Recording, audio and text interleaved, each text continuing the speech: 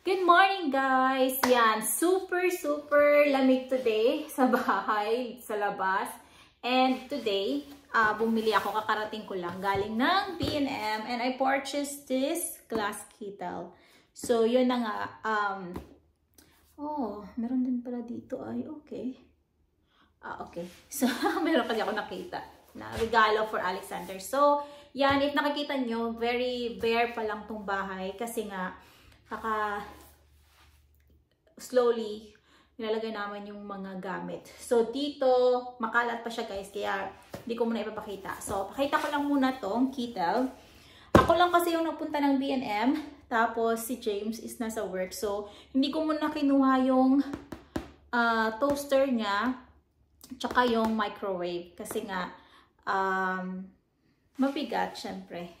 So, yan. Binili ko to kasi nga, meron kaming kettle, meron kaming toaster, meron kaming microwave. To be honest, kompleto lahat sa bahay, 'di ba?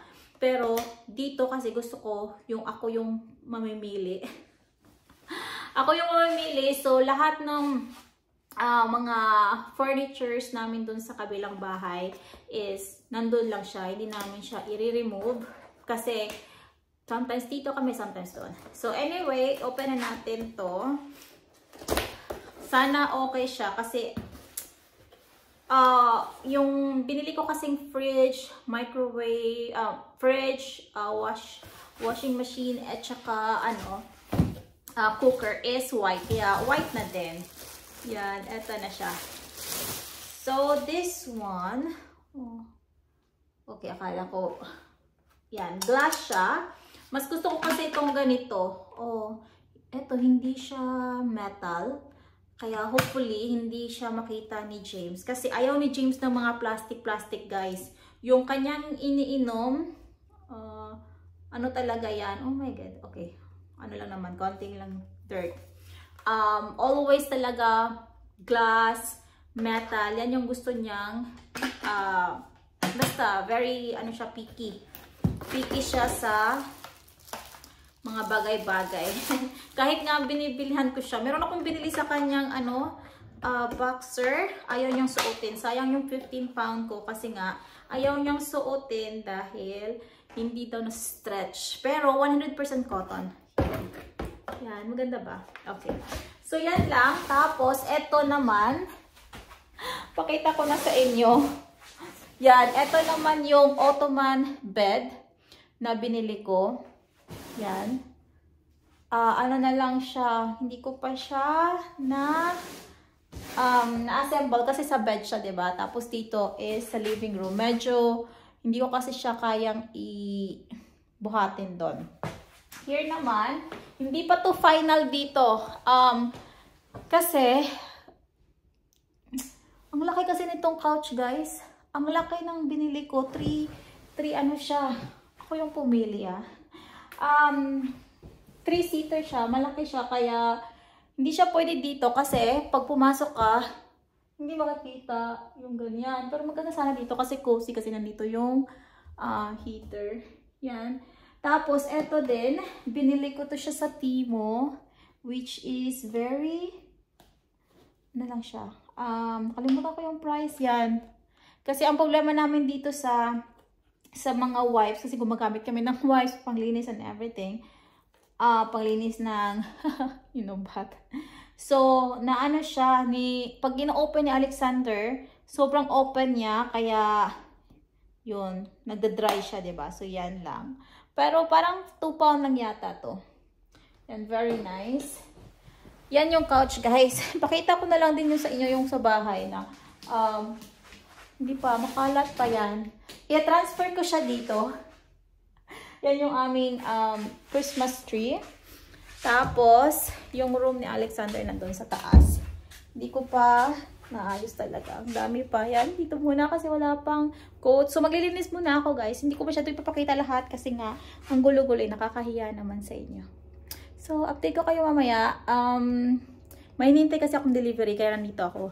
Normally, pumunta ako dito. Hindi masyado kasi nga busy ako. Inuunti-unti ko lang dito. Inuunti-unti ko lang siya kasi sobrang busy ko guys. May driving test pa ako. And meron pa ako. Basta marami akong mga appointment na hindi ko na talaga kayang i-fix pa dito muna. Yan, nakalock yan dito. Oh, yan. Actually, gusto kong bumili ng gazebo sa dito. Pero, ayaw ko din masira yung grass kasi ang ganda ng grass. Yan. Tapos, kailan ba? Bumili na din pala ako ng Henry. Alam nyo, it's very exciting kasi nga, naghanap talaga ako. Gusto ko Henry na brand for the hoer or vacuum. Si Afam, gusto niya Henry din. Tapos gusto niya may bag. Pero gusto ko cordless. So sabi ko sa kanya, yung mga cordless kasi mostly is wala siyang bagless siya. Yung alam nyo, yung pag nag-hover ka, lahat ng dust nasa loob.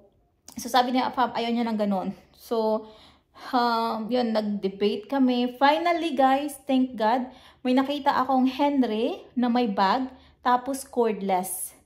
Yan, insert ko dito. Tapos mag-unbox din ako kasi in-order ko na siya. Mas mahal lang siya, 230 pound. Original price is 250 yata. Pero sige na lang kasi nga nagdi-debate talaga kami kasi nga ayaw niya talaga yung walang bag kasi daw yung dust babalik sa air, something like that. Super choosy ni James, guys. Super choosy kaya ako na lang yung nag-a-adjust. Ako yung nag-a-adjust. So, si Alexander na yung magpi-fix ng aming Christmas tree, maybe Saturday. And yeah, yan lang ang update ng aking buhay, guys. Sobrang busy ko. Kaya, if nakikita nyo, wala ako masyadong upload. Kasi nga, super busy. At eto, hindi ko na siguro to i-edit. Yan. Etong couch na to, mas gusto ko talaga siya. Yan, wala pa din kaming TV. Kasi nga, I don't know kung bibili ako ng TV. Kasi hindi naman ako nanonood ng TV. Si James, nanonood siya ng movies. Pero, yung TV namin doon sa kabila, parang nadali namin dito or maybe not. I'm not so sure. Pero para yata. Kasi, I'm planning din bumili ng TV para kay Alexander. Pero, I'm not so sure pa kasi nga, ayoko na maano si Alexander yung always magti-TV. Yan, ang kalat dito. Oh my God. Kailangan ko na maglinis, guys. Thank you so much for watching. Mag-drink ako ng coffee. Tapos, Saturday, I'm thinking baka bumili ako ng kettle tsaka microwave kasi gusto ko all sa kitchen white. White toaster, white microwave, white kettle, white fridge, cooker, washing machine. And oh, meron pala akong biniling lamp. Wait lang, guys. Okay, bye-bye, guys.